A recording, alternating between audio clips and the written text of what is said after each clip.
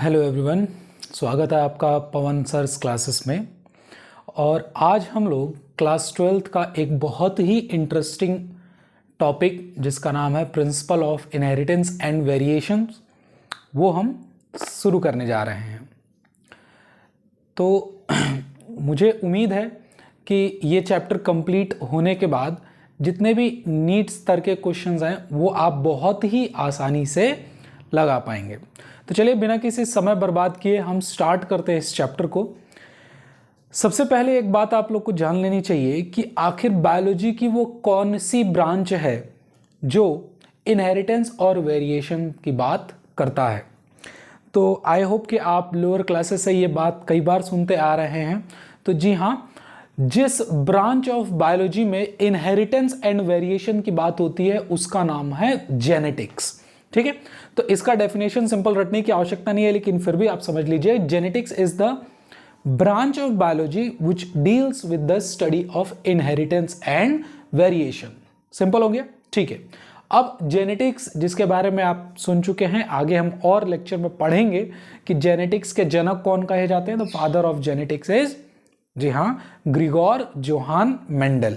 ठीक है, तो उनके बारे में भी हम बात करेंगे आगे।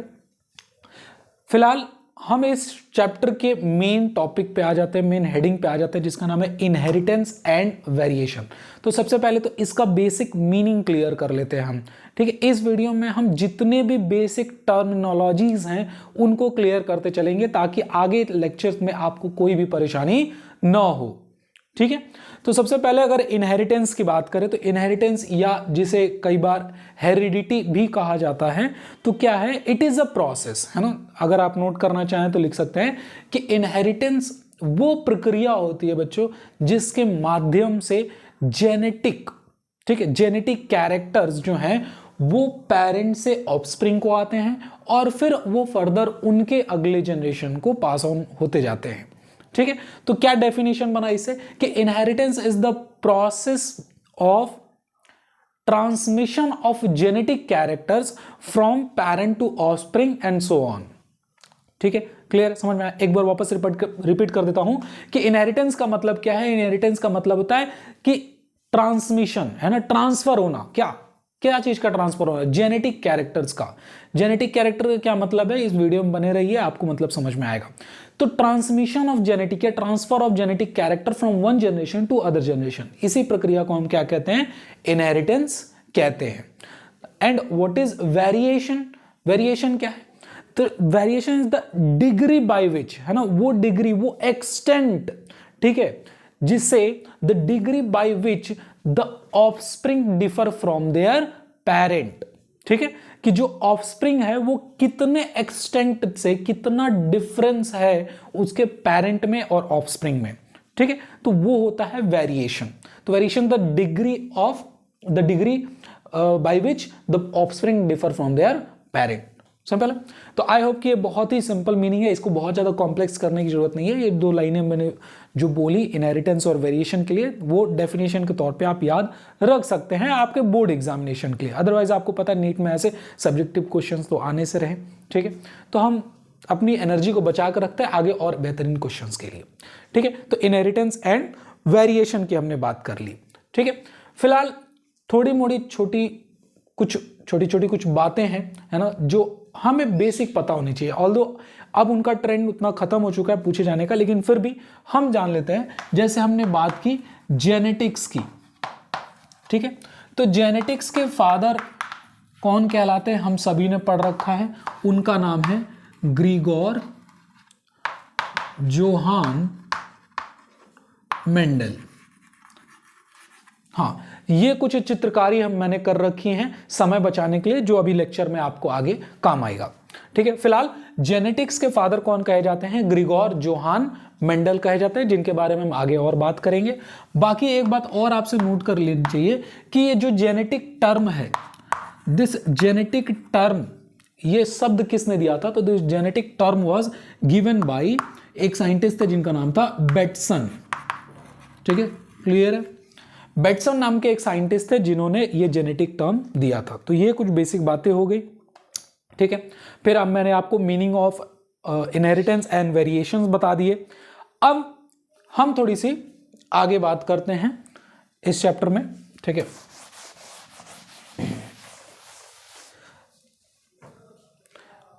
अब अगर आप इस डेफिनेशन पे ध्यान दें और मैं आपसे एक सवाल पूछूं, ठीक है, कि इनहेरिटेंस में ट्रांसमिशन होता है जेनेटिक कैरेक्टर का, तो जेनेटिक कैरेक्टर आखिर कोई तो ऐसी फिजिकल कुछ ऐसा आइडेंटिटी होगी जो पेरेंट से ऑफस्प्रिंग को, फिर उनके अगले जनरेशन को, फिर उनके अगले ऐसे कोई तो चीज होगी ना जो जाती होगी, ठीक है। तो कहेंगे हाँ सर ऐसा जरूर कुछ होगा। हमें पता है कि अगर हम सेक्सुअली रिप्रोड्यूसिंग ऑर्गेनिज्म की बात करें, जैसे अगर ह्यूमंस की बात करें, तो हमें पता है कि male body male gamete sperm बनाता है, female body female gamete ovum बनाते हैं, और जब ये मेल गैमेट और फीमेल गैमेट फ्यूज करते हैं तो जाइगोट बनते हैं। तो आपको क्या दिख रहा है? आपको दिख रहा है कि एक स्पर्म सेल और एक एग सेल ये मिल रहा है और ऑफस्प्रिंग बन जा रहा है, यानी पेरेंट से क्या गया अगले जनरेशन को, है ना। तो आप कहेंगे कि भाई ऐसा है कि गैमेट गया, सेल गया एक पूरा। अब यहां पे आपको पूरा एक सेल दिख रहा है, ठीक है। तो क्या पूरा का पूरा सेल जिम्मेदार होता है ये जेनेटिक कैरेक्टर को ट्रांसमिट करने के लिए? ठीक है, नहीं। हमें पता है कि सेल में, हमने पढ़ रखा है क्लास 11th में, कि सेल में न्यूक्लियस होता है, और न्यूक्लियस का बेसिक फंक्शन क्लास 9 से हमें रटवाया जाता है कि न्यूक्लियस क्या करता है? कंटेंट इंफॉर्मेशन, है ना, जेनेटिक इंफॉर्मेशन कैरी करता है।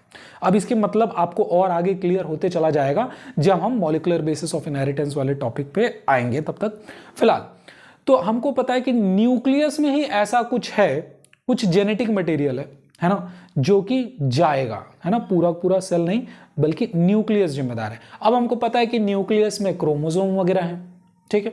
और आपने सेल डिवीजन चैप्टर भी पढ़ रखा है, तो सेल डिवीजन चैप्टर में आपको पता है कि भाई जब मियोसिस होता है, मियोसिस 1 होता है, मियोसिस 2 होता है, तो एनाफेज के दौरान क्या होता है? ये क्रोमोसोम्स जो हैं वो सेपरेट हो जाते हैं, है ना, क्रोमोसोम सेपरेट हो जाते हैं।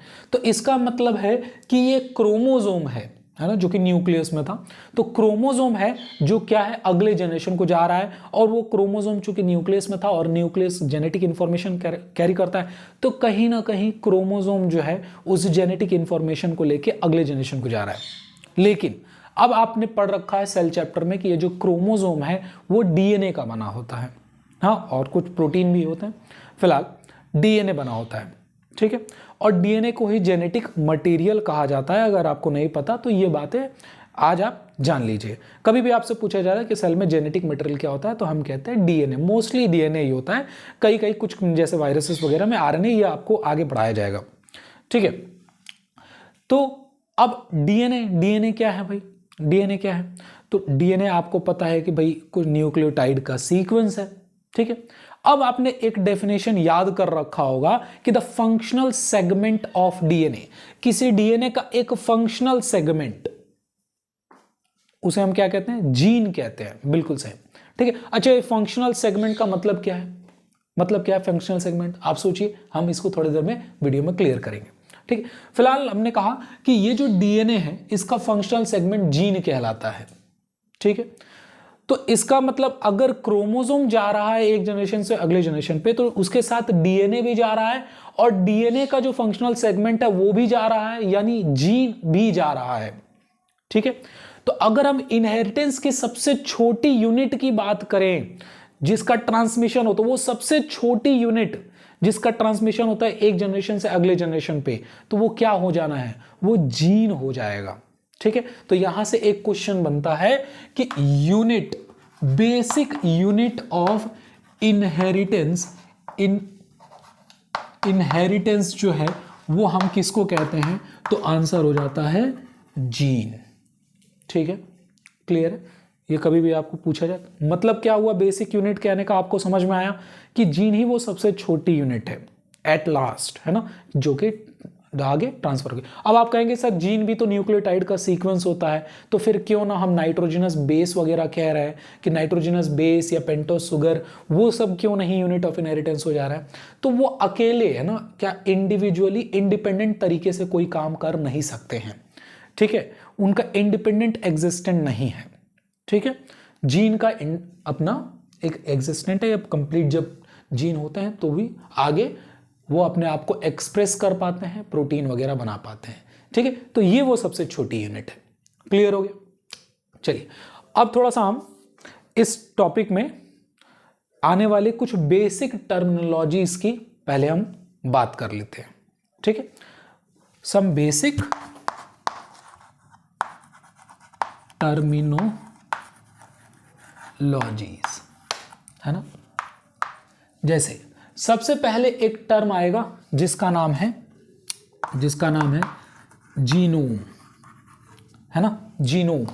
ये वर्ड कई बार आपको मिलेगा जेनेटिक वाले टॉपिक में, तो इसका मतलब आप समझ लीजिए जीनोम का मतलब क्या होता है।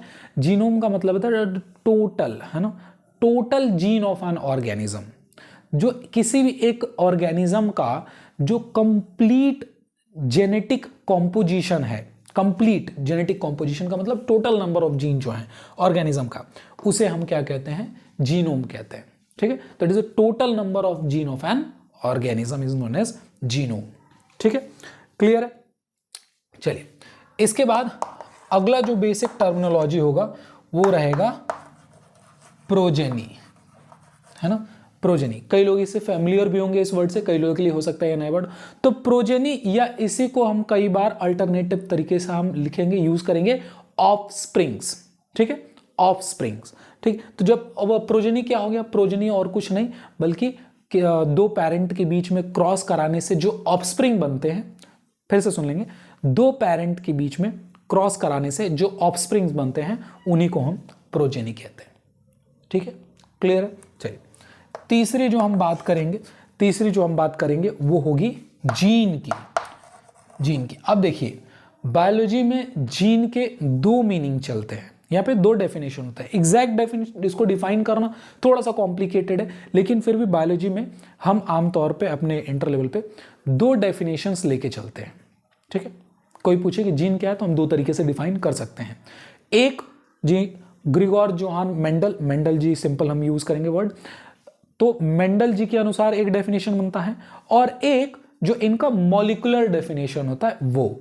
ठीक, अब मेंडल जी के अनुसार जीन क्या है, तो मेंडल जी के अनुसार जीन का डेफिनेशन होता है कि it is the basic unit of inheritance. ठीक है, सिंपल। मेंडल जी ने इसको कैसे डिफाइन किया कि जीन वो सबसे बेसिक यूनिट है इनहेरिटेंस की। ठीक है, वो जो चीज है, वो जो कोई चीज जो सबसे बेसिक यूनिट है इनहेरिटेंस की, उसी को जीन कहा गया।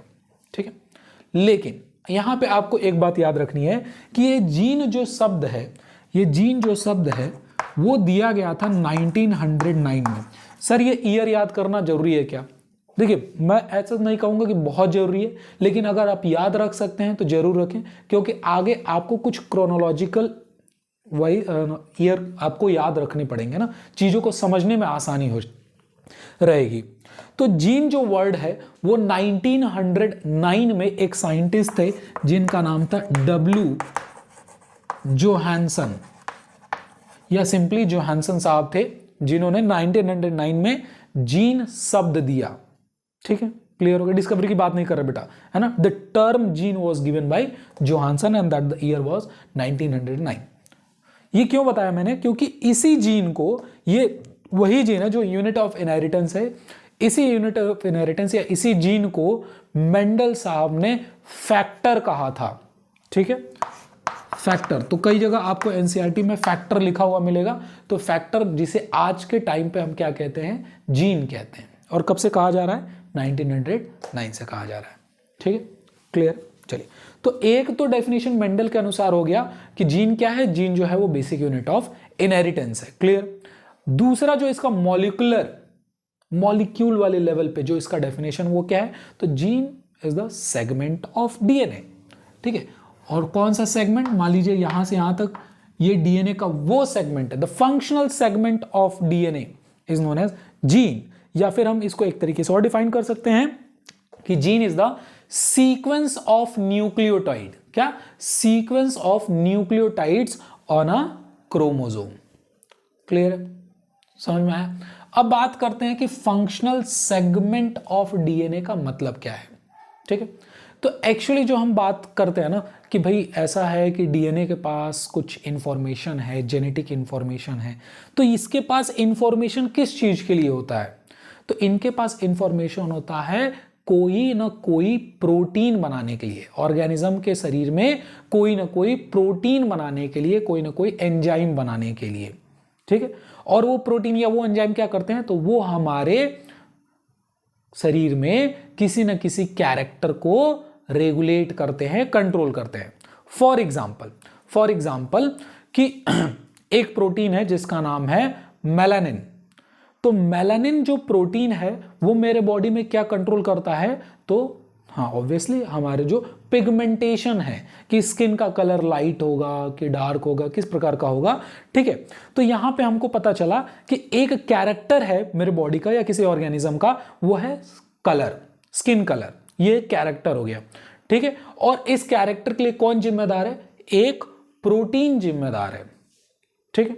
अब ये प्रोटीन बॉडी में कैसे बना, तो ये प्रोटीन कि मेलानिन प्रोटीन ही बनना है और कब बनना है बॉडी में, इसके लिए जो इंफॉर्मेशन होता है वो होता है या डीएनए पे। लेकिन अभी आपको एक बात समझनी है कि ये ऐसे आपको मॉलिक्यूलर बेसिस में और डिटेल पढ़ाया जाएगा कि ये जो पूरा का पूरा जो डीएनए होता है, जो लॉन्ग पूरा स्ट्रैंड है डीएनए का, वो उस पूरे स्ट्रैंड पे हर जगह ये इंफॉर्मेशन नहीं है अलग अलग प्रोटीन बनाने के लिए। कुछ जगहों पे इंफॉर्मेशन होता है, कुछ जगहों पे इंफॉर्मेशन नहीं होता है। लेट्स सपोज कि ये वो सेगमेंट है डीएनए का जिसके पास इंफॉर्मेशन नहीं है कोई प्रोटीन बनाने के लिए, ठीक है। और ये वो सेगमेंट है डीएनए का जिसके पास इंफॉर्मेशन है प्रोटीन बनाने के लिए। तो इसी सेगमेंट को हम कहते हैं फंक्शनल सेगमेंट। फंक्शनल सेगमेंट कहने का मतलब क्या है कि इसी के पास सिर्फ इतने सेगमेंट पास इंफॉर्मेशन है किसी एक पर्टिकुलर प्रोटीन को बनाने के लिए, ठीक है।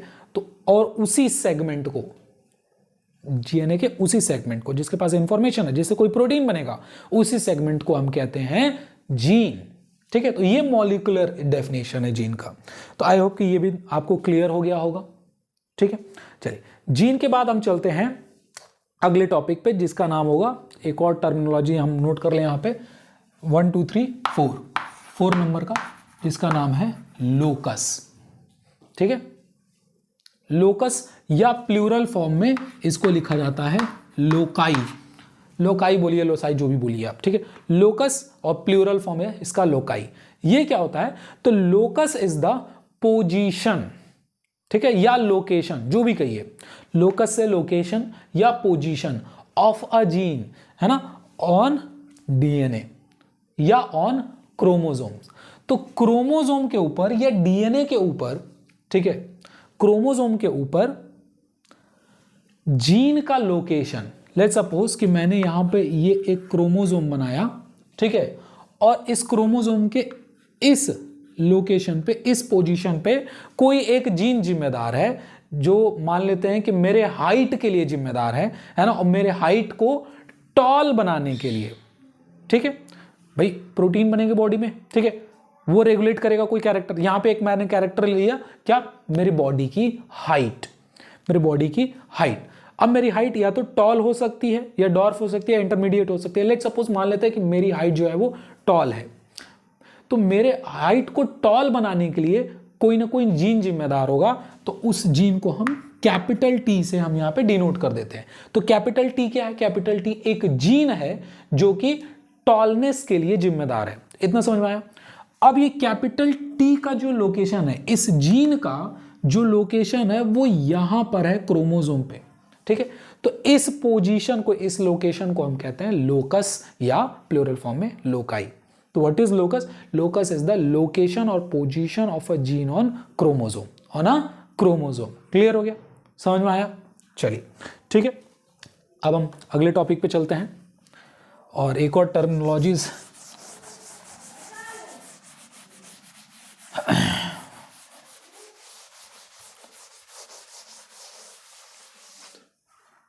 आई थिंक 5 हो गए थे, तो ये छठा हम लोग नोट कर लेते हैं, ठीक है।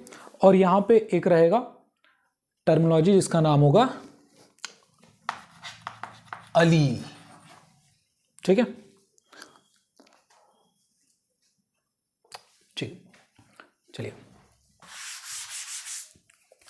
अब अलील देखते हैं क्या होता है, ठीक है।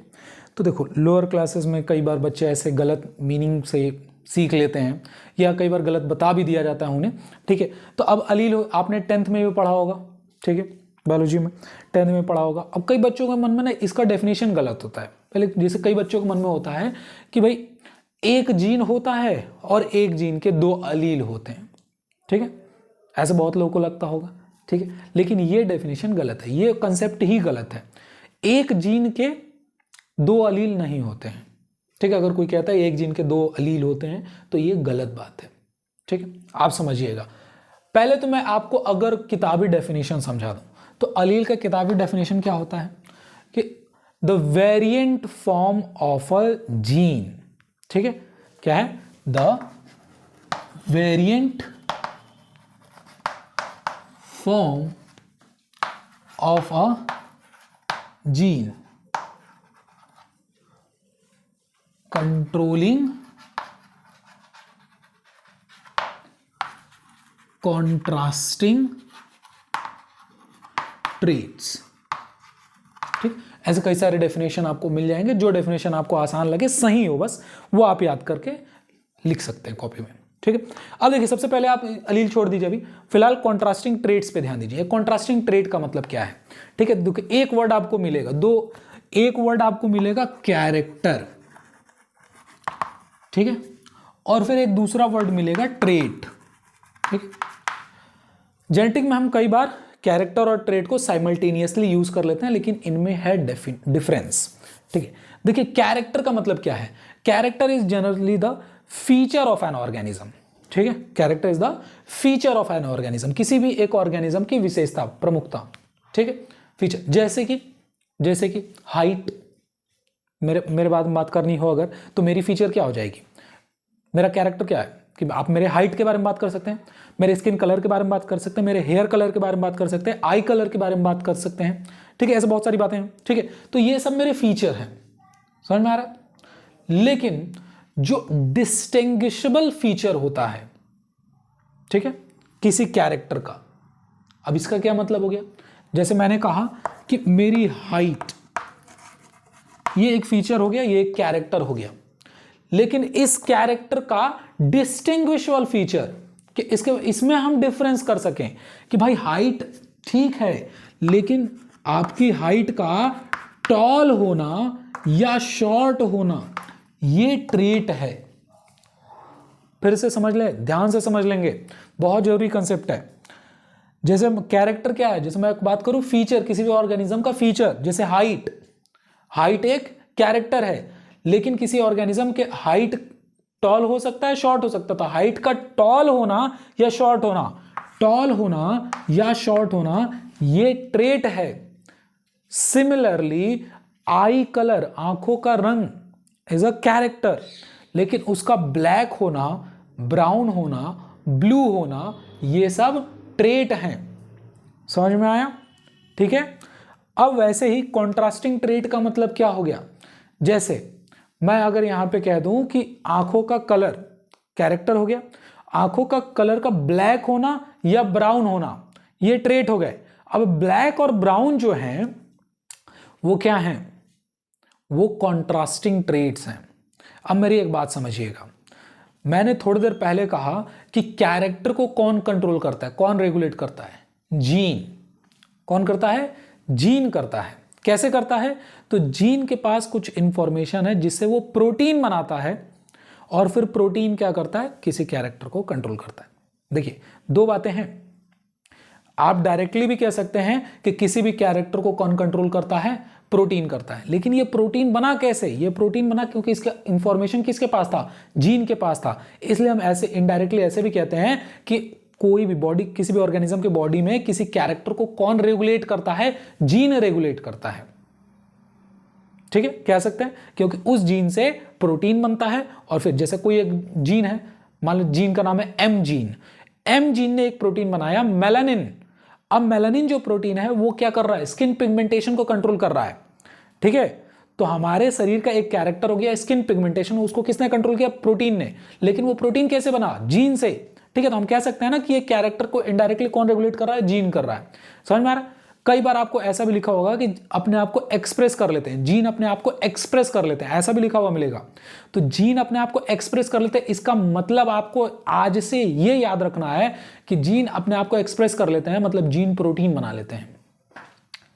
ठीक है, जीन अगर एक्सप्रेस हो रहा है इसका मतलब जीन प्रोटीन बना रहा है, जीन एक्सप्रेस नहीं हो रहा है इसका मतलब जीन से प्रोटीन नहीं बन पा रहा है। ठीक है, क्लियर है। चलिए, तो कॉन्ट्रास्टिंग ट्रेट आपको समझ में आया। अब देखिए अलील क्या होता है, the variant form of a gene, किसी जीन का वेरिएंट फॉर्म। जैसे फॉर एग्जांपल मान लेते बेटा कि ये कोई एक क्रोमोसोम है, ठीक है, क्रोमोसोम है।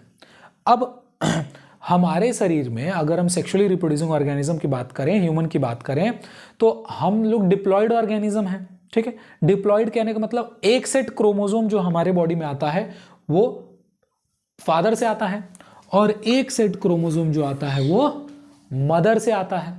ठीक है, अब वो क्रोमोसोम किसी डिप्लॉयड ऑर्गेनिज्म में वो क्रोमोसोम का पेयर जो सेम लेंथ का हो, जिसका सेम सेंट्रोमियर का लोकेशन हो, जिस पर जीन जो है वो almost same position, same locus, parallel position पे मौजूद हो, उन क्रोमोसोम को हम क्या कहते हैं, होमोलोगस क्रोमोसोम। जी, ये आपने सेल साइकिल वाले चैप्टर में क्लास 11 में पढ़ा था। ठीक है, तो ये दोनों मान लेते हैं होमोलोगस क्रोमोसोम है। ठीक है, तो अब डिप्लॉयड सेल में भाई होमोलोगस क्रोमोसोम मौजूद होंगे।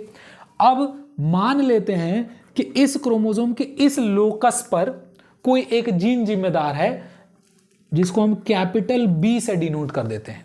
ठीक है, कैपिटल बी एक जीन है जो आंखों के कलर को ब्लैक बनाने के लिए जिम्मेदार है। ठीक है, ये आंखों के कलर को ब्लैक बनाने के लिए जिम्मेदार है। ठीक, सेम इसके पैरेलल पोजीशन होमोलोगस क्रोमोसोम, ठीक है, दूसरा जो क्रोमोसोम है उसके सेम इसी पैरेलल पोजीशन पे, सेम इसी लोकस पे भी क्या होगा, इसी कैरेक्टर के लिए ही जीन होगा, कोई दूसरा कैरेक्टर के लिए जीन नहीं हो सकता है। मतलब कि अगर यहां पर आंखों के कलर के लिए, अगर ये होमोलोगस क्रोमोसोम है तब की बात कर रहे हैं कि अगर यहां पे आंखों के कलर के लिए जीन है तो इसके पैरेलल पोजीशन पे यहां पर भी आंखों के कलर के लिए ही जीन होगा। अब ऐसा नहीं है कि यहां पर जो है वो आपके स्किन के कलर के लिए कोई जीन आ जाएगा, एस जीन, या आपके हाइट के लिए कोई जीन आ जाएगा, टी जीन, नहीं, ऐसा नहीं होगा। ठीक है, ऐसा नहीं होगा। वो दूसरे किसी पोजीशन पे हो सकता है या किसी दूसरे क्रोमोसोम पे। तो सर मान लीजिए मेरे हाइट के लिए एक टी जीन जिम्मेदार है, वो कहां होगा, वो बेटा यहां हो सकता है, यहां हो सकता है, सेम क्रोमोसोम पे भी है, या किसी दूसरे क्रोमोसोम पे भी हो सकता है। भाई 23 पेयर क्रोमोसोम है ना, तो वो किसी दूसरे क्रोमोसोम पे भी हो सकता है, वो इस पे भी हो सकता है। ठीक है, लेकिन भाई पैरेलल पे तो नहीं होगा। ठीक है, तो यहां पर एक जीन है, मान लीजिए होमोलोगस क्रोमोसोम कोई लिया हमने। अब यहां पर जो एक जीन है बी जीन, वो आंखों के ब्लैक कलर के लिए जिम्मेदार है। ठीक है, और यहां पर एक जो जीन है, ठीक है, वो भी सेम कैरेक्टर के लिए जिम्मेदार है, और मान लेते हैं कि वो भी कैपिटल बी है, मतलब ये जीन भी वही प्रोटीन बना रहा है जिससे आंखों का कलर ब्लैक हो रहा है। ये B gene, capital B gene, वही प्रोटीन बना रहा है जिससे आंखों के कलर को ब्लैक किया जा रहा है। ठीक है, समझ में आ रहा है। ठीक, तो ये एक जीन है और ये भी एक जीन है। अब मान लीजिए किसी कारणवश इसमें, इस जीन में वेरिएशन आ गया। वेरिएशन कैसे आते हैं ये हम आगे आने वाले चैप्टर में बात करेंगे। किसी भी कारणवश यहां पे वेरिएशन आ गया, कोई बदलाव आ गया, इस जीन में कोई बदलाव आ गया, तो पहले ये जो जीन है जो ब्लैक कलर के आई के लिए प्रोटीन बना रहा था, अब मान लेते हैं कि उसमें बदलाव के कारण अब जो यहां पर प्रोटीन बन रहा है, ठीक है, वो, या मान लेते हैं कि इसमें जीन में बदलाव हो गया और अब ये जो है ये कोई ऐसा प्रोटीन बना रहा है, ठीक है, या तो प्रोटीन बना ही नहीं रहा, नॉन फंक्शनल बना रहा है ना, हमारा प्रोटीन बना भी तो वो किसी काम का नहीं है, या फिर बना ही नहीं रहा। समझ में आ रहा? फिर से मेरी बात सुन लेना, ठीक है। ये जीन पर जो पहले कैपिटल बी था, कोई ऐसा बदलाव हो गया, किसी कारण म्यूटेशन हो गया, कुछ भी हो गया, ठीक है, कोई ऐसा रीजन आया जिसके कारण इस जीन में बदलाव हो गया। अब इस जीन में बदलाव हो गया तो कुछ पॉसिबिलिटी है। क्या पॉसिबिलिटी है कि ये मान लो पहले बिगड़ गया, ये है ना, कोई चीज थी, भाई मोबाइल था हमारा, ठीक है, मोबाइल जो है उसमें चलते चलते थोड़ा सा बदलाव आया, वो चल ही नहीं रहा। समझ में आ रहा? चल ही नहीं रहा। तो ऐसे ही इसमें बदलाव आ गया, अब ये प्रोटीन बना ही नहीं रहा, not synthesising protein at all, एक तो ये कंडीशन हो गया। दूसरा ये हो गया कि ये प्रोटीन बना तो रहा है लेकिन वो किसी काम का नहीं है। आपका मोबाइल रिस्पॉन्ड तो कर रहा है लेकिन आप उसमें कुछ भी काम, कोई भी एप्लीकेशन चला ही नहीं पा रहे हैं, ठीक है। प्रोटीन बन रहा है but that is not functional at all, ठीक है, ये भी है। या फिर वो ऐसा प्रोटीन बना है, एक तीसरा कंडीशन ये भी आता है कि ये ऐसा प्रोटीन आ रहा है जो थोड़ा लेस एफिशिएंट है, इससे थोड़ा सा लेस एफिशिएंट है। समझ में आ रहा है, ठीक है। तो अगर लेस एफिशिएंट भी बना रहा है ना, तो जो काम ये कर रहे हैं वही काम ये करेंगे, उसमें तो कोई दिक्कत नहीं है। लेकिन बाकी के दो कंडीशन जिसमें या तो एंजाइम बन ही नहीं रहा, ठीक है, या फिर बन रहा तो फंक्शनल ही हो रहा, उसकी बात कर लेते हैं हम, ठीक है। तो मान लेते हैं कि इसमें बदलाव हो गया और अब ये जीन जो है वो प्रोटीन बना ही नहीं रहा है या ऐसा प्रोटीन बना रहा है जो कि फंक्शनल ही नहीं है, किसी काम ही का नहीं है, ठीक है। तो अब ऐसे जीन को हम स्मॉल बी से मान लो डिनोट कर दिए, ठीक है, समझ में आ रहा है। अब देखिए, या हो सकता है कि भाई उसमें वेरिएशन आ गया और वो ब्लू कलर के आई के लिए जिम्मेदार होने लगा, है ना। अब ये ब्लू कलर के आई के लिए जिम्मेदार है या ब्राउन कलर के लिए आई के लिए जिम्मेदार है, ऐसा भी संभव है, ठीक है। तो आप देखिएगा, पहले जो ये कैपिटल बी था वो अब स्मॉल बी हो चुका है। क्यों? क्योंकि अब मान लेते हैं कि ये ब्लू कलर के आई के लिए प्रोटीन बना रहा है, ये ब्लैक कलर के लिए आई के लिए प्रोटीन। तो आप एक बात समझिए, ये भी आई के कलर की ही बात कर रहा है, ये भी आई के कलर की ही बात कर रहा है, मतलब कैरेक्टर तो वही चीज है कि नहीं है, बस क्या बदल गया, ट्रेट बदल गए। बहुत बढ़िया, अब यहाँ पे ब्लैक कलर के आई देखने को मिल रहे हैं और इसके वजह से ब्लू कलर के आई देखने को मिल रहे हैं। समझ में आया? तो ये जो जीन है स्मॉल बी, ये इसी कैपिटल बी का तो बदला हुआ रूप है, इसी में तो वेरिएशन आ गया तो ये बन गया है, इसी में तो वेरिएशन आ गया तो ये बन गया है, ठीक है। तो इसी का बदला हुआ रूप है, the variant form of a gene, ठीक है, इसी जीन का बदला हुआ रूप, वेरिएंट, है ना। Controlling contrasting trait, contrasting trait देखो, ब्लैक और ब्लू कॉन्ट्रास्टिंग ट्रेट को कंट्रोल कर रहे हैं, ठीक है। तो अब हम इन्हें अलील कहेंगे, अब हम इन्हें अलील कहेंगे। समझ में आया? तो अब बी, कैपिटल बी और स्मॉल बी ये क्या हो गए, ये अलील हो गए, ठीक है। जैसे अगर कैपिटल बी या स्मॉल बी कहें, ठीक है, तो ये वेरिएंट फॉर्म नहीं है, ये बदले हुए रूप नहीं है। ये कैपिटल बी भी ब्लैक के लिए, ये कैपिटल बी भी ब्लैक के लिए, तो वेरिएंट फॉर्म तो है नहीं, दोनों सेम जीन है, ठीक है। तो इन्हें सिंपली यहाँ पे हम जीन ही कहेंगे, ऐसे सिंपली इनको यहाँ पे जीन ही कहेंगे। लेकिन ये जो कॉम्बिनेशन है कैपिटल बी और स्मॉल बी, इन्हें हम एलील कहेंगे। क्लियर हो रहा? इन्हें हम एलील कहेंगे। चलिए, तो ये छठा हमारा टर्मिनोलॉजी था। आगे बढ़ते हैं, अगली टर्मिनोलॉजी पे चलते हैं।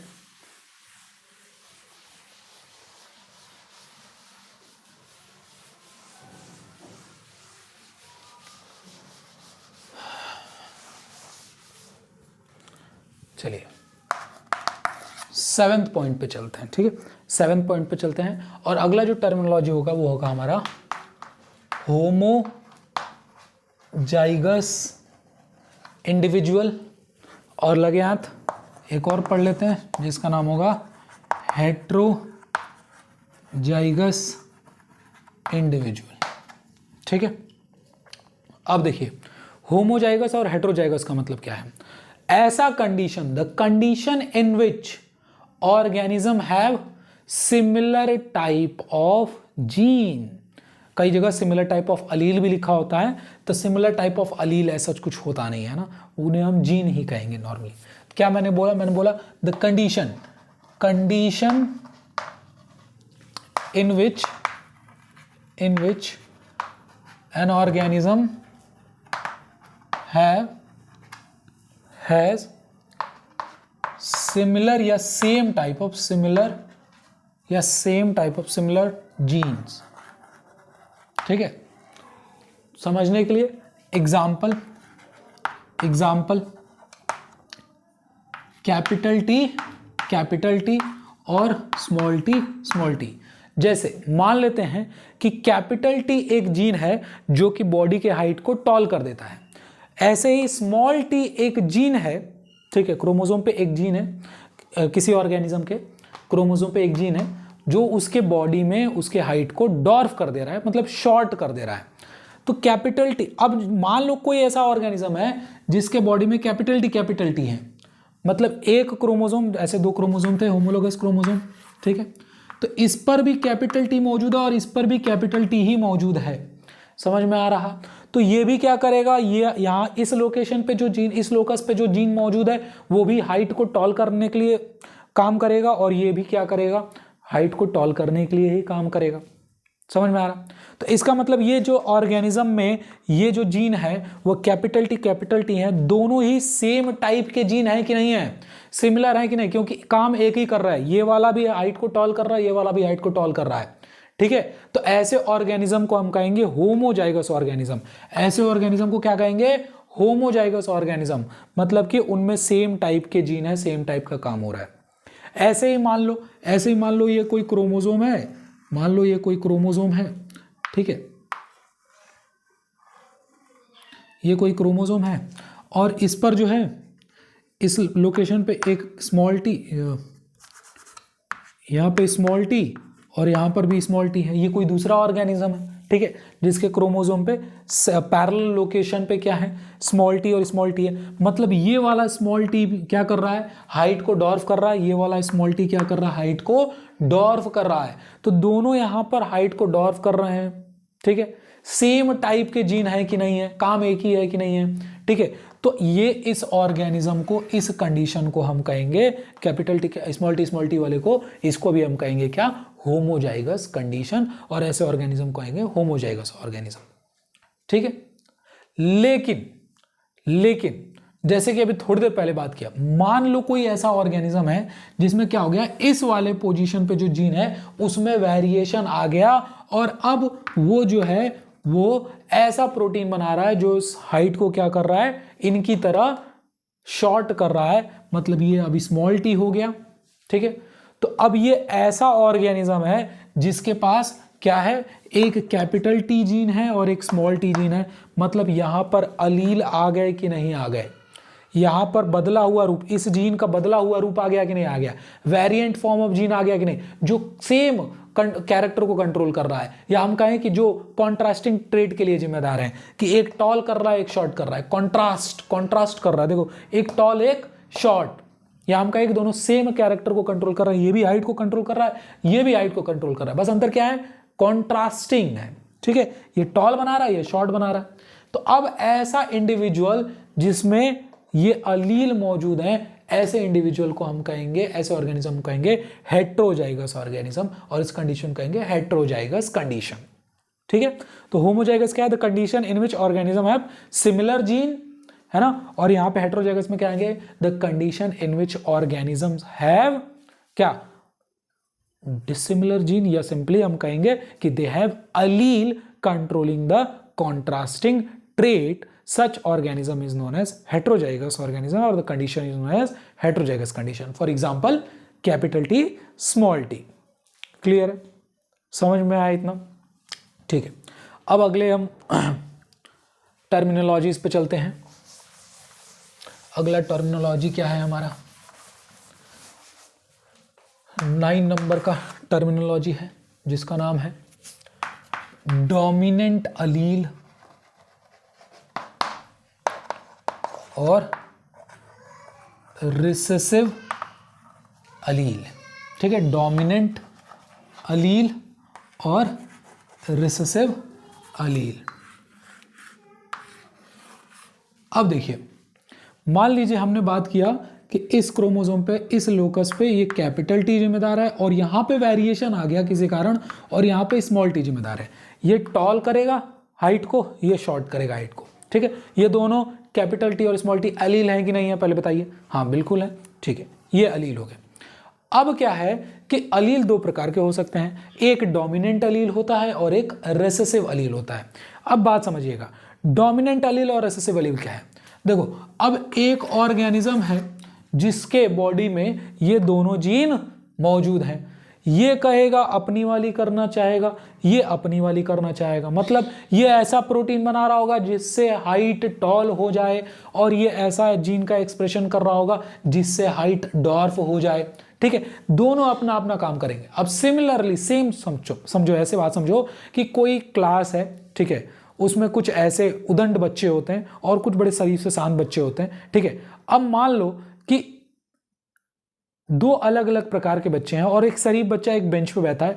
उदंड बच्चा, कोई बदमाश बच्चा आके उसको हटाना चाहे तो शरीफ बच्चे को आसानी से हटा सकता है। क्यों? बदमाश हैं वो। ठीक है, हो सकता है तगड़े हों, अगर हम बात बॉडी के उसमें करें तो। ठीक, तो क्या करेगा, एक तगड़ा व्यक्ति जो है वो एक कमजोर व्यक्ति को आसानी से क्या करेगा, हटा देगा, मतलब डोमिनेट कर लेगा उसके ऊपर। अगर हम इसका रिवर्स करें तो ऐसा पॉसिबल नहीं हो पाएगा। भाई दुबला पतला कोई कमजोर सा व्यक्ति जो है किसी तगड़े व्यक्ति को ऐसे नहीं, है ना, वो उस पर कोई इफेक्ट नहीं डाल पाएगा। ठीक है, समझ में? सेम यही बात यहाँ पे। तो अब यहाँ पे एक कैपिटल टी है और एक स्मॉल टी है। ठीक है, देखिए होता क्या है कि जब अलील मौजूद होते हैं तो दोनों अपने आप को एक्सप्रेस करने की कोशिश करते हैं, लेकिन फाइनली जो ट्रेट हमको देखने को मिलता है, जिस जीन की वजह से, जिस अलील की वजह से हमको देखने को मिलता है, उस अलील को हम डोमिनेंट अलील कहते हैं। जैसे कैपिटल टी और स्मॉल टी, ये हाइट को टॉल कर रहा है, ये हाइट को शॉर्ट कर रहा है, लेकिन जो ओवरऑल इफेक्ट हमको इंडिविजुअल पे देखने को मिल रहा है, ठीक है, वो कैसा बन रहा है, वो हाइट कैसी हो रही है ऑर्गेनिज्म की, टॉल हो जा रही है। लेकिन भाई जीन तो दोनों के लिए जिम्मेदार थे। ठीक है, लेकिन हमको रिजल्ट क्या देखने को मिला कि ऑर्गेनिज्म की हाइट कैसी हो गई, टॉल हो गई। इसका मतलब क्या है कि ये वाला जीन जो है वो इस वाले जीन पे डोमिनेट कर गया है।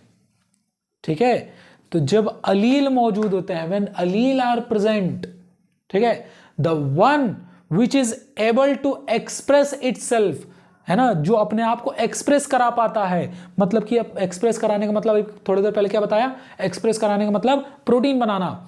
जो प्रोटीन बनवाकर किसी कैरेक्टर को रेगुलेट कर ले रहा है। ठीक है, जब अलील मौजूद है, या हम यूं कहें कि जब हेट्रोजाइगस कंडीशन प्रेजेंट है, ये हेट्रोजाइगस कंडीशन ही तो है, कैपिटल टी और स्मॉल टी।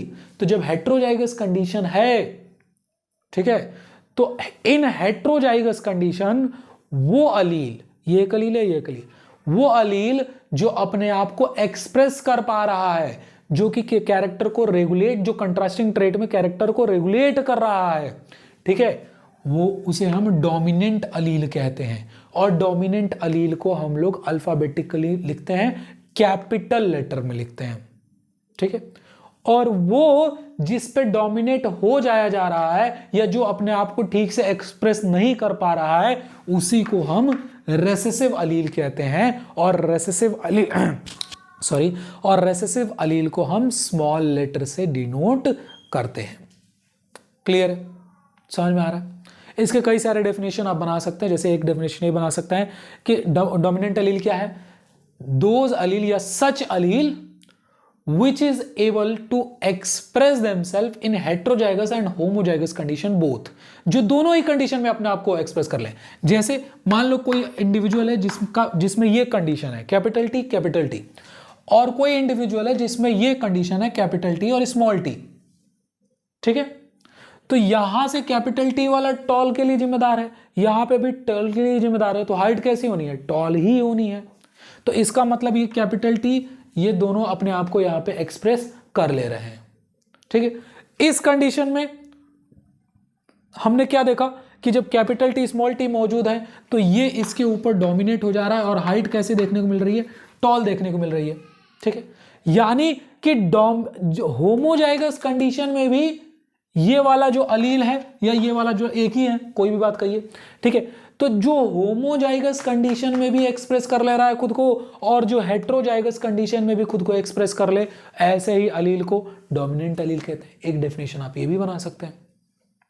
सिमिलरली रेसेसिव अलील क्या होंगे, रेसेसिव अलील वो होंगे जो कि सिर्फ और सिर्फ अपने आप को होमोजाइगस कंडीशन में ही एक्सप्रेस कर पाएंगे, हेट्रोजाइगस में नहीं कर पाएंगे। जैसे यहाँ पे ये देखो, ये हेट्रोजाइगस कंडीशन है कि नहीं है, हेट्रोजाइगस है ना, डिफरेंट है, दोनों जीन डिफरेंट हैं। ठीक है, डिफरेंट कहने का मतलब कॉन्ट्रास्टिंग ट्रेट के लिए हैं। ठीक है, तो अब ये वाला रिसेसिव है, आप सभी को पता है रिसेसिव को हम स्मॉल लेटर से लिखते हैं, तो ये वाला इस पे डोमिनेट नहीं कर पाएगा, ये दबा रह जाएगा, ये अपने आप को एक्सप्रेस नहीं कर पा रहा है, सप्रेस्ड रह जा रहा है ना, तो इसी को हम रिसेसिव एलील कहते हैं। तो रिसेसिव, अब मान लो कोई ऐसा इंडिविजुअल है, मान लो कोई ऐसा इंडिविजुअल है जिसके क्रोमोसोम पे मान लो कि यहां पर स्मॉल टी है और यहां पर भी स्मॉल टी है। अब ये सेम टाइप के हैं कि नहीं है जीन, दोनों सेम जीन है, मतलब ये भी हाइट को शॉर्ट करेगा, ये भी हाइट को शॉर्ट करेगा, तो ये स्मॉल टी और स्मॉल टी ये होमोजाइगस कंडीशन है कि नहीं है, सेम टाइप ऑफ जीन है कि नहीं है, दोनों एक जैसे दिख रहा है, होमोजाइगस है, ये हेटेरोजाइगस है, ये होमोजाइगस है, ठीक है, समझ में आ रहा। लेकिन ये होमोजाइगस डोमिनेंट कंडीशन है और ये होमोजाइगस रेसेसिव कंडीशन है और ये हेटेरोजाइगस डोमिनेंट कंडीशन है, आराम से समझिएगा, ठीक है। देखिए अब यहां पर ये भी स्मॉल टी शॉर्ट कर रहा है, ये भी शॉर्ट कर रहा है, ये होमोजाइगस है, मतलब ये अब ये वाला अलील अपने आप को एक्सप्रेस कर पा रहा है। यहां पर क्या ये हाइट को शॉर्ट बना पाया था? नहीं बना पाया था, क्योंकि ये टॉल वाला जो है वो डोमिनेट कर गया था। तो इसका मतलब ये वाला अलील हेटेरोजाइगस कंडीशन में अपने आप को एक्सप्रेस नहीं कर पाता है। ये कब कर पाते हैं? वो सिर्फ होमोजाइगस कंडीशन में, ठीक है। तो ये रिसेसिव अलील है, ठीक है। तो ऐसे दो डेफिनेशन ये हो जाएंगे। चलिए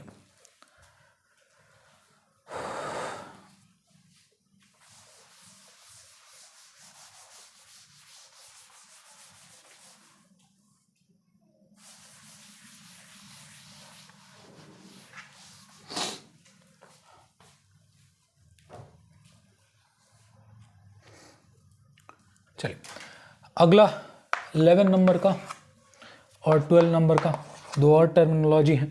एक होगा बेटा जीनोटाइप और एक होगा फिनोटाइप। जीनोटाइप और फिनोटाइप सिंपल मतलब समझते हैं। जीनोटाइप का मतलब क्या है?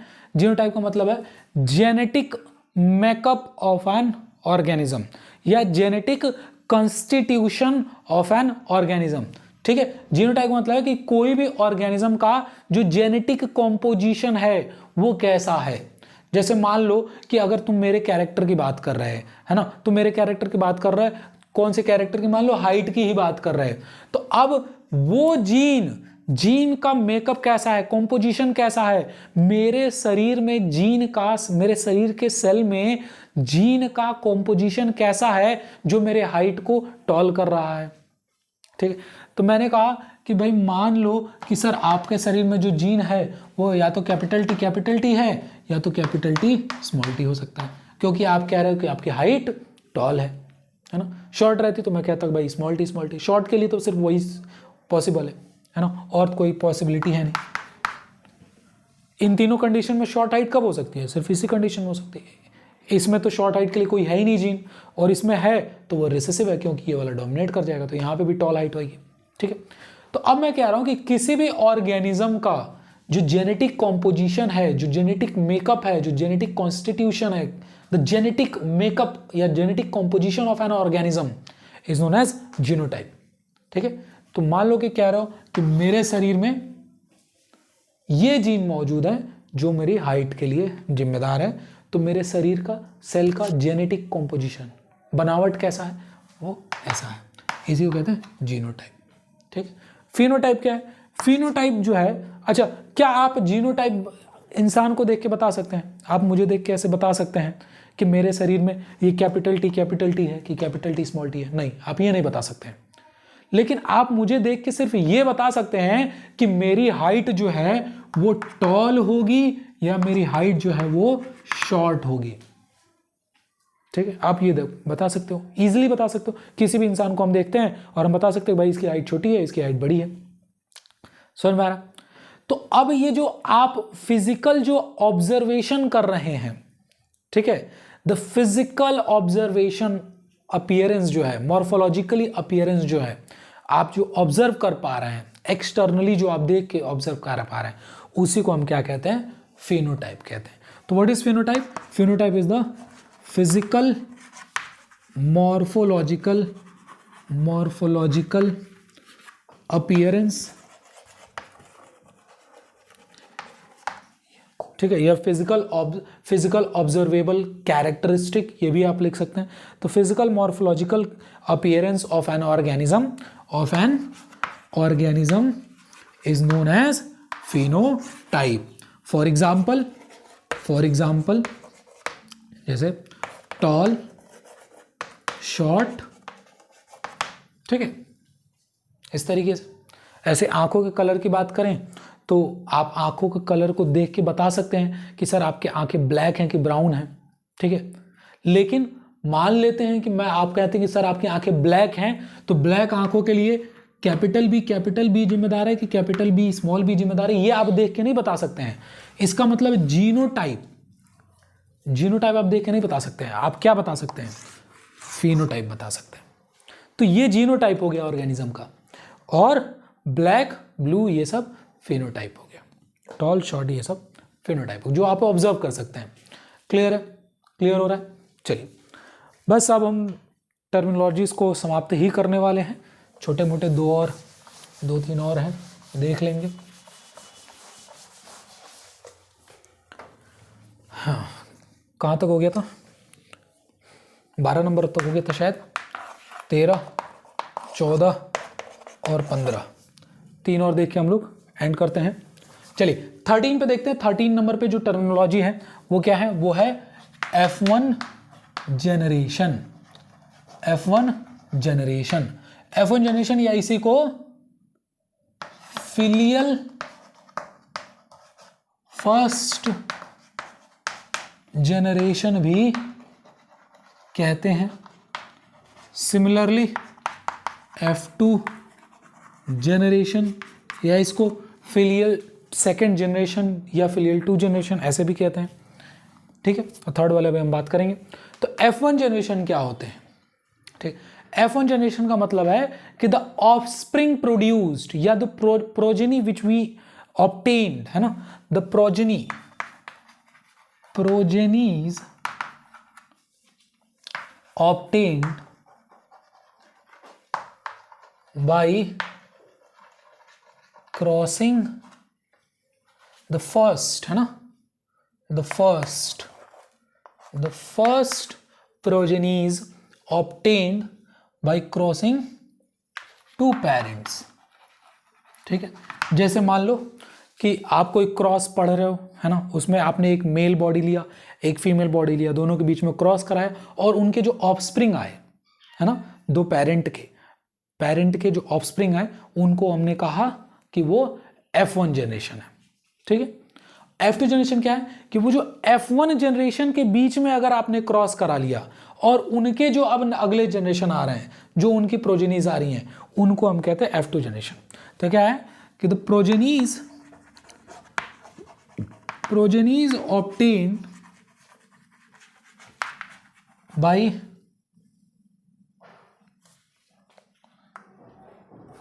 The progeny obtained from cross amongst F1 generation, ठीक है। आपने पेरेंट लिया, एक मेल एक फीमेल, उनके बीच में क्रॉस कराया, जो ऑफस्प्रिंग आए उनको हमने F1 जनरेशन किया। अब F1 जनरेशन में आपने क्या कराया? क्रॉस करा लिया, इनके बीच में क्या करा? क्रॉस करा लिया। तो F1 जनरेशन के क्रॉस से जो अब नेक्स्ट जनरेशन जो ऑफस्प्रिंग या प्रोजेनीज बनी, उनको हम कहते हैं F2 जनरेशन या फिलियल सेकेंड जनरेशन, ठीक है। क्लियर है? और आज का आखिरी जो टर्मिनोलॉजी रहेगा वो है ट्रू ब्रीडिंग लाइन, या फिर कहीं कहीं पे इसको प्योर लाइन भी लिखा हुआ मिलेगा। देखिए मैं फिर कह रहा हूँ, ये सारी टर्मिनोलॉजी जाननी बहुत इंपॉर्टेंट है, नहीं तो आगे चैप्टर में आपको बहुत सारे कंसेप्ट ऐसे बस आप पढ़ के निकल जाएंगे, समझ में कुछ नहीं आएगा, ठीक है। तो इसके लिए मीनिंग आपको क्लियर होना ही चाहिए।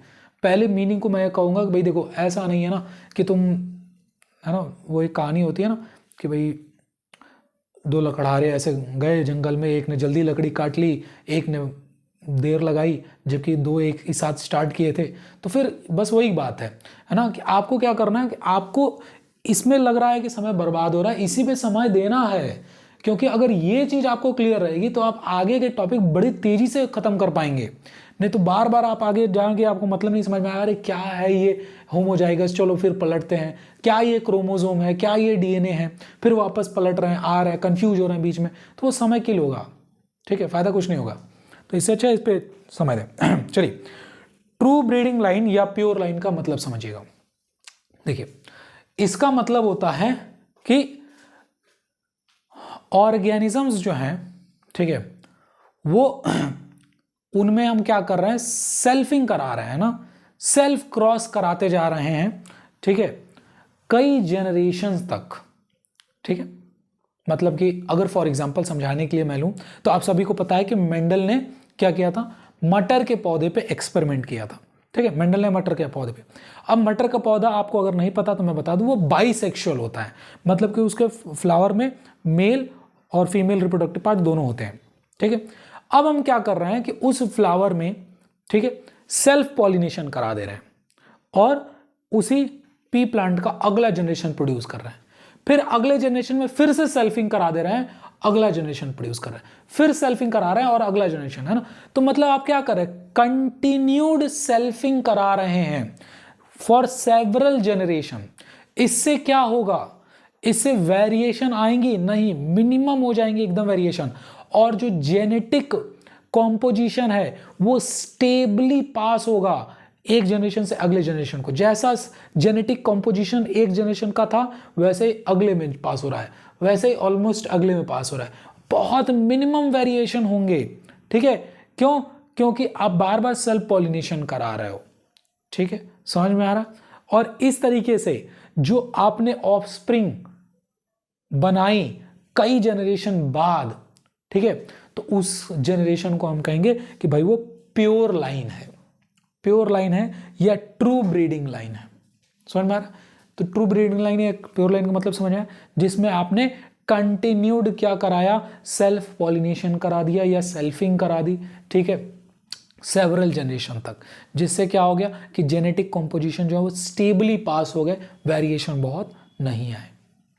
ठीक है, क्लियर है। चलिए, तो ये सब कुछ बेसिक टर्मिनोलॉजीज थी। एक बार वापस इस फिगर पे आ जाते हैं, थोड़ी सी और बातें आपको समझाने के लिए होता है। बेटा आपने पढ़ रखा है सेल चैप्टर, सेल में न्यूक्लियस होता है, न्यूक्लियस में क्रोमोसोम होते हैं। ठीक है, आपने सेल साइकिल भी पढ़ रखा है, सेल डिवीजन भी पढ़ रखा है, तो आपको बहुत क्लियरली पता होगा कि जब सेल डिवाइडिंग फेज में नहीं होता है तो वो जनरली हमको थ्रेड लाइक स्ट्रक्चर में दिखता है, जिसको क्रोमेटिन कहा जाता है। वही क्रोमेटिन जिसको 1882 में वॉल्टर फ्लेमिंग साहब ने डिस्कवर किया था, ये आपको याद होगा बहुत अच्छे से। ठीक है, तो कोई पूछता है कि भाई क्रोमेटिन या क्रोमोसोम किसने डिस्कवर किया, तो हम कहते हैं 1882 में किसने, फ्लेमिंग साहब ने। अच्छा, एक बात और याद रखिएगा कि क्रोमोसोम की डिस्कवरी हो गई थी 1882 में, और क्रोमोसोम शब्द जो है वो वर्ल्डियर नाम के एक साइंटिस्ट थे, आपको बहुत डिटेल नहीं जानना, उन्होंने 1888 में, तो क्रोमोसोम शब्द जो दिया गया वो 1888 में दिया गया। मतलब कि जब देखिए 1800 जो ये 18 वो है ना, वो जो समाप्त हो रहा था तब, मतलब हम 1900 स्टार्ट होने वाला है लगभग। ठीक है, तो ये सब कुछ डेट हैं जो आप ध्यान में रखेंगे, आगे आपको समझ में आएगा क्यों बताई जा रही है। ठीक, तो आप अभी आपको पता है कि ऐसे अगर सेल डिवाइड नहीं हो रहा है तो वो किस फॉर्म में होगा, तो वो थ्रेड लाइक फॉर्म में होंगे। ठीक है, कुछ ये जो क्रोमेटिन है वो कंडेंस्ड हो जाते हैं, और इसी कंडेंस्ड फॉर्म ऑफ क्रोमेटिन को क्या कहा जाता है, क्रोमोसोम कहा जाता है। बहुत बढ़िया, अगर आप क्लास 11th रिवाइज करें तो आपने पढ़ रखा है कि the condensed form of chromatin material is known as chromosome. और ये कब होते हैं, कंडेंस्ड कब होते हैं, जब सेल डिवीजन होने वाला होता है, जब सेल डिवाइड होने वाले होते हैं, तब हमको ऐसे वो इस तरीके के फॉर्म में दिखते हैं। तो ये क्रोमोसोम है। ठीक है, समझ में आ रहा है। अब मैं ये फिगर के माध्यम से आपको क्या बताने की कोशिश कर रहा हूं कि आप देखिए क्रोमोसोम जो होता है, अगर मैं इसको उल्टा डायरेक्शन से इधर से समझाऊं तो ये तो बहुत ही फेमस भाई बायोलॉजी का स्ट्रक्चर है, डायग्राम है, आप जानते हैं ये डीएनए है। ठीक है, अब ये डीएनए जो है वो थोड़ा सा और ज्यादा आप देखें कॉइल होते जा रहा है ना, इसकी कॉइलिंग होती जा रही है और आगे तो इसकी सुपर कॉइलिंग होती जा रही है। ऐसा नहीं लग रहा कि ये डीएनए बहुत ज्यादा कॉइल होते जा रहा है, आगे आगे आगे आगे ऐसे हो रहा ना, हाँ ठीक है। तो डीएनए जो है बहुत ज़्यादा कॉइल हो जा रहा है और इसमें ये कुछ स्ट्रक्चर है, ये कुछ प्रोटीन है जो कि आपको मॉलिक्यूलर बेसिस वाले चैप्टर में पढ़ाया जाएगा, ठीक है। तो ये जो डीएनए है वो काफ़ी ज़्यादा कॉइल्ड होते जा रहा है कुछ प्रोटीन के मदद से, और ये कंडेंस्ड होते जा रहा है, कॉइल होते जा रहा है, कॉइल होते जा रहा है, कॉइल होते जा रहा है, ठीक है। और फिर फाइनली ये सुपर कॉइल्ड होकर फिर हमको ये क्रोमोसोम मिल रहा है, ठीक है। देखो ये तो हो गया डीएनए, ठीक है। ये जो अभी आपको थ्रेड लाइक स्ट्रक्चर ये जो दिख रहे हैं यही है क्रोमैटिन। क्या यही भाई, इसी से तो ये बन रहा है, यही सारी चीजें एकदम कंडेंस्ड हो गई हैं, हाईली कॉम्पैक्ट हो गई हैं, तो ये मिल गया है, ठीक है। इसी को हम खोल रहे हैं तो देखो ये खुलते खुलते खुलते खुलते खुलते खुलते खुलते फाइनली यहां तक पहुंच गया, समझ में आ रहा है, ठीक है। तो अब देखो ये जो थ्रेड लाइक स्ट्रक्चर है यही क्रोमैटिन है, और यही क्रोमैटिन जब कंडेंस्ड हो रहा है तो क्रोमोसोम बन रहा है। अगर आपने क्लास 11 में पढ़ा हो तो क्रोमैटिन भी दो प्रकार के होते हैं, यू क्रोमैटिन और हेट्रोक्रोमैटिन। नहीं पढ़ा तो सुन लो ना, काम आएगा आगे, ठीक है। देखो यू क्रोमैटिन क्या होते हैं, वो क्रोमैटिन वो थ्रेड लाइक स्ट्रक्चर जो कि थोड़े लूजली अरेंज्ड होते हैं, जैसे ये देखो ये थोड़े लूजली अरेंज्ड हैं, ये थ्रेड लाइक स्ट्रक्चर थोड़े लूजली अरेंज्ड है। ये वाले थ्रेड लाइक स्ट्रक्चर ये देखो धागे वाले ये थोड़े कॉम्पैक्टली थोड़े ज्यादा अरेंज्ड है ना, कंडेंस्ड हैं।